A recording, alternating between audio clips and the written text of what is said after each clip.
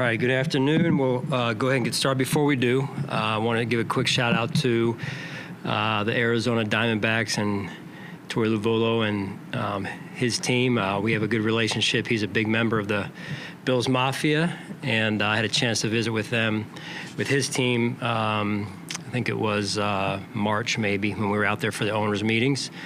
Quite an accomplishment. That's one. And then two, Sabres start tonight, so excited to watch them and Coach Granado and Kevin's team and what they've put together and getting out there on the ice. I told them I'd be out there guest driving the Zamboni in between periods tonight if I get off in time. But anyway, I'm just happy for them and excited for them. Anyway, I'm sure you want an injury report. I've got it for you. Dane Jackson will not practice. Deion Dawkins, dealing with a personal matter, will not practice. The rest will practice. Some will be limited. Driven a Zamboni before? No, and I'm just kidding. Yeah. We all want to follow up on that. Everyone's going to be there. I'm sure it's going to be a great crowd, great environment, and I'm excited for the Sabres, excited for the work that they've put in, the team they've put together, and I'm not going to be there, but I wish I could, and so it'd be pretty cool to kind of just be out there driving the Zamboni in between periods, right? One day. You fixed up the schedule last year. Just what we're going to walk through. What did you get out of that, and what was the reason behind that? Yeah, I mean, just trying to get the guys back, coming off the trip, and defense played, I think, close to 90 plays last week, and which is about, 30 plus, a little over 30 more than average. So just wanted to get these guys back, coming off of the travel schedule that we've been on here, and freshen them up a little bit. Sean, Josh talked yesterday about Stefan. I know there was a video where he had some frustration during the game with the tablet, and he was speaking of Josh, was pretty impassioned about Steph being maybe a little bit misunderstood.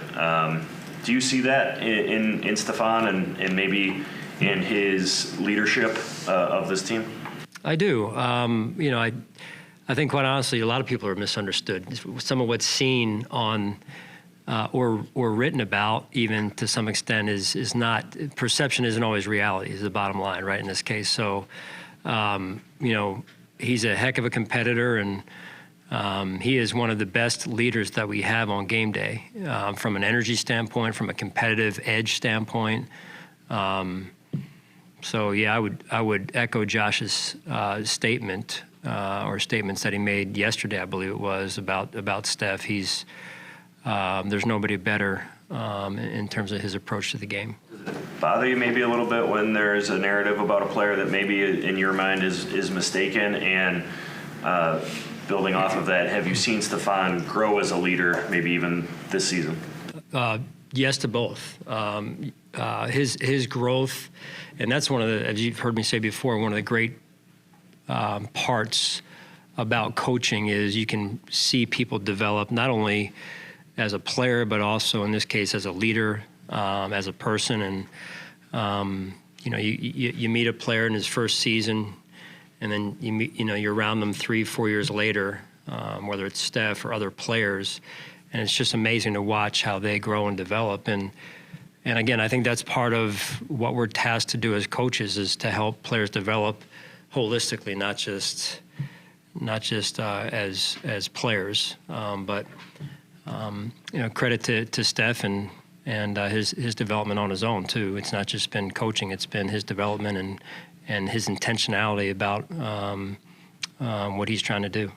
Kind of to Jay's questions, when Steph between the quarters was out pumping up the defense between drives and stuff. When you see him doing something like that, like what does that say about him to you? Again, I just think that he wants to win, right? And unfortunately, a lot of times, and for some reason, on some teams at least, there's offense has their silo, defense has their silo, and then special teams has their own silo, and that's not a healthy dynamic. And Steph does a great job of crossing over from offense to defense in this case, and to special teams. And I mean, he'll even come up to me during the game and say, "Hey, what do you need? What can I do?" And that's pretty self-aware and unique. So, yeah, I think it's a good Is there thing. anything you tell him like that he can, like, are there things he can do like to? Right. I mean, just like any player, hey, I think this player needs a little bit of love. Go bump into this player. Hey, we need to keep the ball. We need to, hey, if it's a 4-minute drive, hey, challenge the offensive line. Just things like that you'd normally expect to hear, I guess I would say.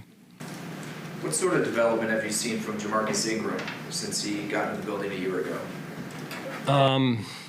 Here's a player undrafted out of UB, and I think he'd played at a couple of schools before that, perhaps as well. And, just very impressed with his football acumen, his feel for the game.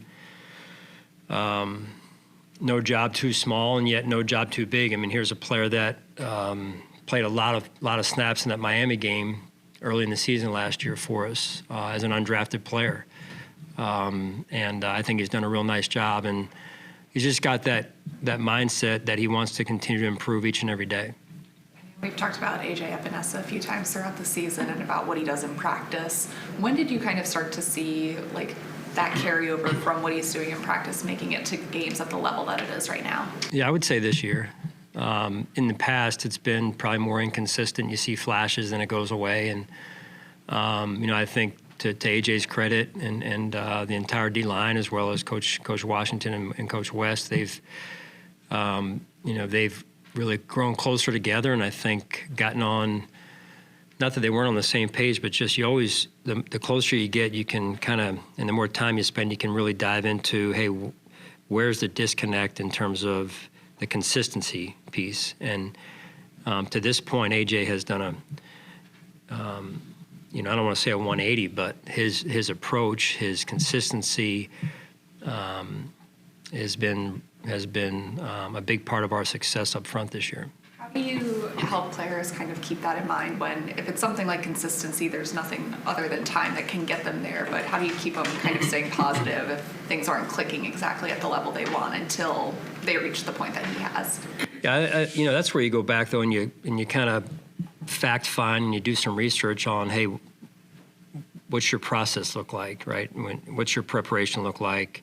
How can I help? Some of these young players don't always know, they don't always come in, even though they've been at big programs with, the kind of this is what you do and this is when you do it and this is what your Tuesday should look like and this is what your Thursday should look like. And so, a great example of that, I was just sharing a story or conversation with a couple of our staff members and Josh Norman about, hey, you think when you come in because you've been successful, but what it takes at this level is vastly different. In college, most kids go to class and then they do their football, right? And at this level, it's all football, and that means you got to have a really good process. AJ said last week you were very personal in the confidence you gave him, saying, "We believe in you, AJ." It wasn't just a blanket to the team. How intentional is that for you as a coach and the staff to really tell these guys in an uplifting way that even if it may not be going well at the time, that you're not giving up? Right. Well, again, I think if you look at any human being, any player, they want to know, if I'm a player, I want to know when I look over there that person, that coach believes in me, because that matters. There's going to be good days and good plays and bad plays, the same. But if you can look over and say, hey, that person believes in me, it's just the same thing with your mom and dad. Hey, you know what, that my dad and my mom might be hard on me, but, and I'm not lecturing here, I'm just saying it's real when you have highs and lows, and you can always look over and say, hey, you know what, I know that person, that coach in this case, believes in me. Maybe it gets you 1 inch closer to being the best you can become.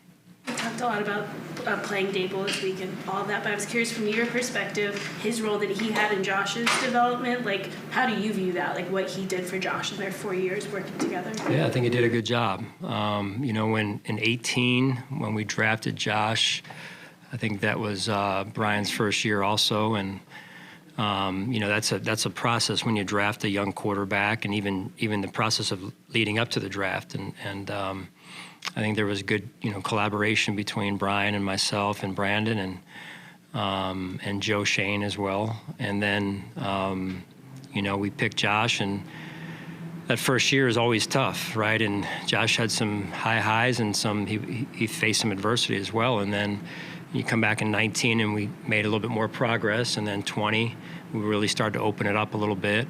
And so I think Brian's been a huge part of that in Josh's development and whatnot.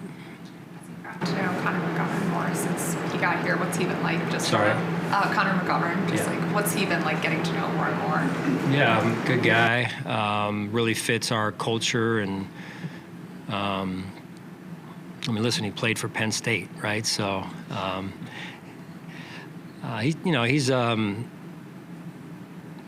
a good addition to our culture, and just a guy that likes to play football, and pretty down to earth person, right? So that's been a good addition to our offensive line and our team overall. Sean, you mentioned Diamondbacks and Sabres. How much do you enjoy talking to those coaches from other sports? Do you still gain as much from that as you did earlier in your career? Yeah, I love it. It's one of my favorite things about the off season, is just a time to kind of try and pick some people that I want to kind of pick their brains and see, kind of what's going on, what got them to where they were, or where they've gotten to in their career, and I've done it too with, speaking of the Diamondbacks, with Doc Roberts as well. So it's a little bit bittersweet, but I'm happy for Torrey. But yeah, it's just I think it's just, man, you can never really settle, right? You can never really I don't even like the word complacent. I don't even like saying it. Like, just always curious, I think. I never used to be like that, but the older I've gotten, the more curious I've gotten about things, and yeah. How much of the Diamondbacks game did you catch last night? I think they finished after like midnight. Yeah, I caught a little bit of it. Also caught a little bit of the Phillies game there, and watched the stare. That was awesome. Pretty powerful moment of elite performance by Bryce Harper. I know this is not why we're having this press conference, but I figured I'd add that. Yeah, I mean, it was good to see. I mean, it's like anything else. You pull for people that you know and that are good people, and of course, in this case, Torrey, supporting our team like he does, him and his family, and I think his wife's from like Niagara Falls or so. So it's great to have that connection and to watch him do his thing, and I'm super proud. Are you surprised at all by how many takeaways your defense has gotten over the last couple of weeks? It's infectious, right? It's a style of play. You watch our guys fly around, and they play fast and they play hard. And usually when you do that, you're putting some pressure on the opponent to create some of those, or to cause some of those takeaways. At Milano's linebacker spot, could you envision some level of job share, just because you have young guys who could benefit from seeing some time on the field? Envision job, like, give me what you're... Maybe working both Dorian and Dotson and Klein. I realize they're all in the mix, Yeah. but maybe just seeing that that the young guys get a few snaps here and there. Yeah, and that helps. That helps sometimes bring along a young player slowly, right, in bits and pieces, where he can play a little bit, watch a little bit.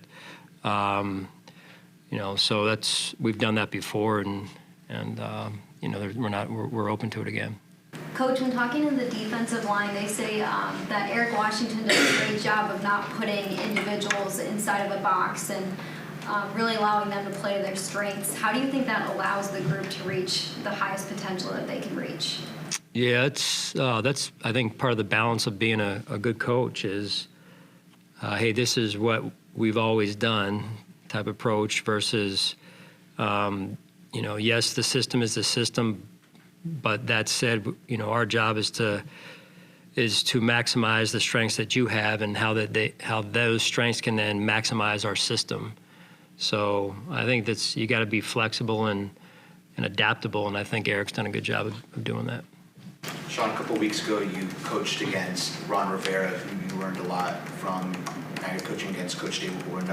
How cool is it for you right now to kind of be able to live both sides of the coin, going up against some people who are your mentors, now going up against people who you've helped mentor yourself?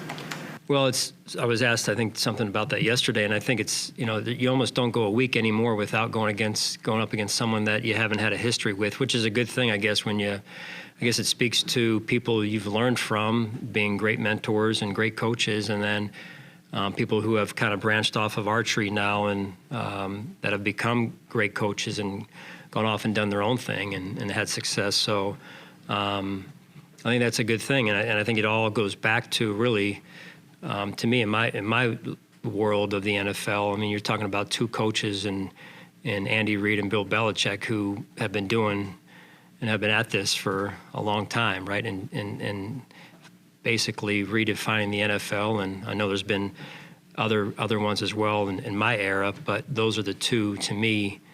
I guess Coach Carroll would be in there as well, and maybe one or two other coaches. But I mean, those guys have been around for so long, and they have a number of, call it lieutenants, who are out there in and around the NFL.